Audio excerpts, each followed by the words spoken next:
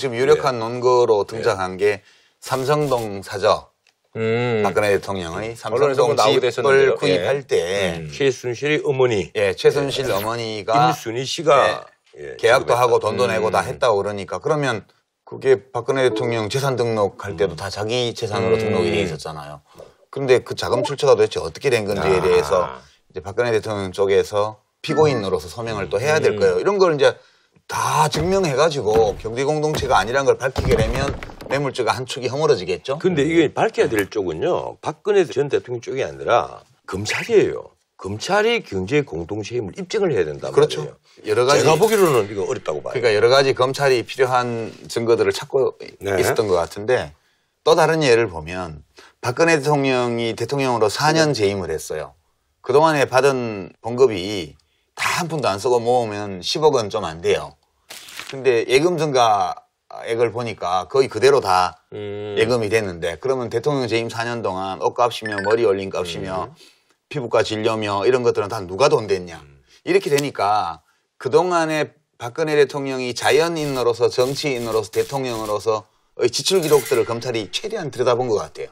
이런 것들에 대해서 검찰은 그걸 증거로 내놓고 입증하려고 그러겠죠.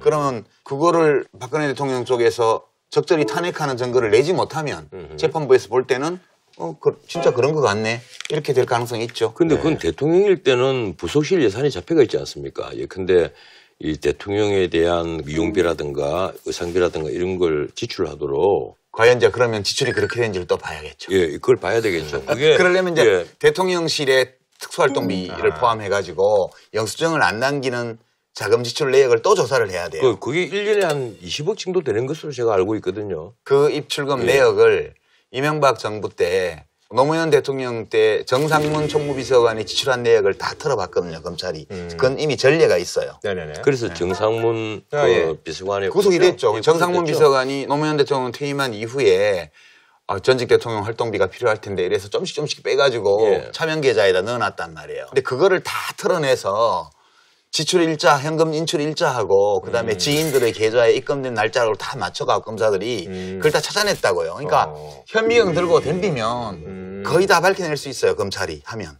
근데 이 두 개의 고비를 검찰이 넘지 못하면 검찰은 엄청난 지탄을 받게 됩니다. 재판 과정을 지켜봐야겠죠. 그래서 이 검찰도 사실 명운이 걸려가 있는 재판이거든요.